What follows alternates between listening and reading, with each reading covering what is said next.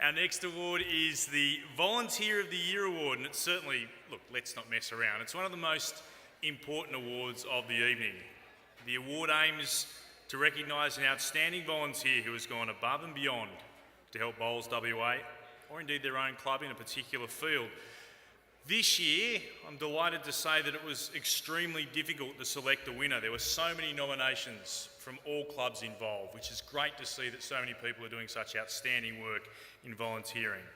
However, a winner there must be. And to make that announcement, I'd like to call on the President of Bowls Australia, Nigel Smith, to come to the stage. Give him a big round of applause as he makes his way forward, everyone.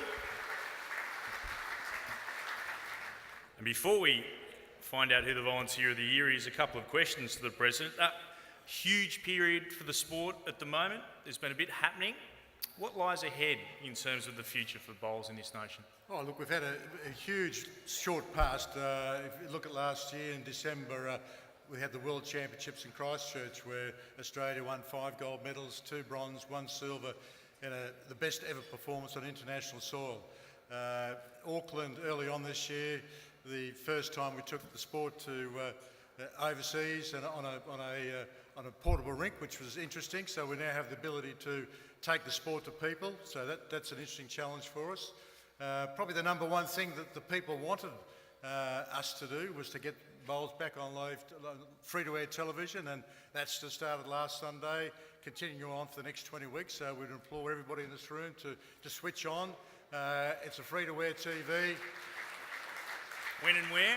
Well, every Sunday, 3 o'clock every Sunday afternoon. It's very, very important, and it was, as I say, it was the number one priority for all of our grassroots bowlers, and the fact that it is on a commercial station now, ratings do count. So it's very, very important that you people and spread the word so we get maximum coverage. Certainly that's the case, no doubt, but one of the great things that you get every so often is the Commonwealth Games, because it's what gets the sport into so many households that wouldn't be part of normally. What are we hoping to achieve at the Commonwealth Games, the Home Com Games? Now, Home Com Games is where most of you may not be aware of this, but there's 10 gold medals on offer, 4 for the men, 4 for the women, and there's 2 disabled medals, and they hold equal value, which is very, very important. So, and obviously, so there's 10 gold medals up for grabs.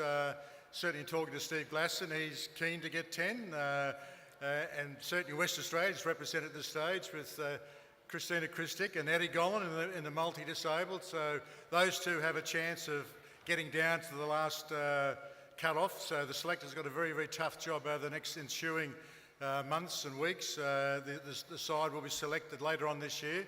So the squads of 10 will be cut back to 5. So that's a big call for them. But look, we're very hopeful of getting a whole heap of medals.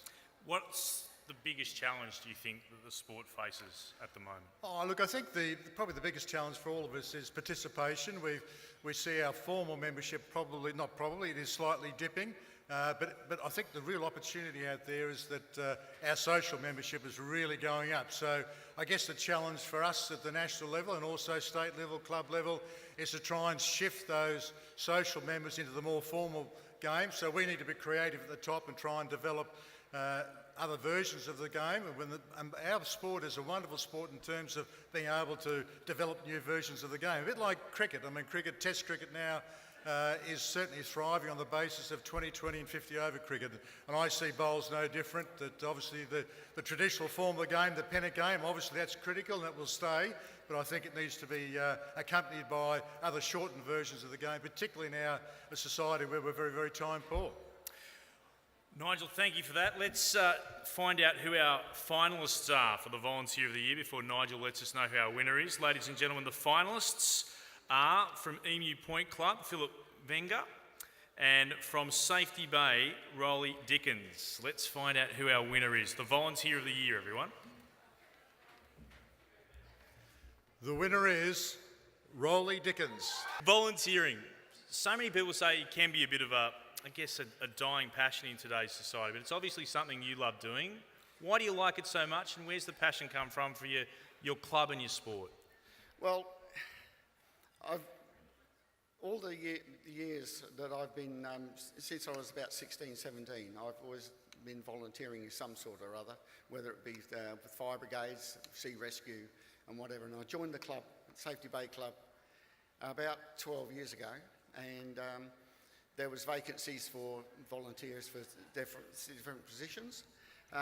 So I took them on, and finally finished up being, my last position was secretary, and now I've moved on to the bowls director or club captain. I think we need volunteers all the time. When you think about it, all the clubs in Australia and Western Australia in particular, their income and their turnover of cash and money is all, hundreds of thousands to some of, in some cases, millions of dollars. And it's all done by volunteers. There's no directors, there's no CEOs or anything else like. It's all done by volunteers. And I think if you look back and you see the businesses that are over $1 million being run, if you were a manager of those companies, you wouldn't put it in the hands of a volunteer. But the bowls put it in the hands of volunteers, and I think every one of the volunteers in all the clubs do an absolute wonderful job.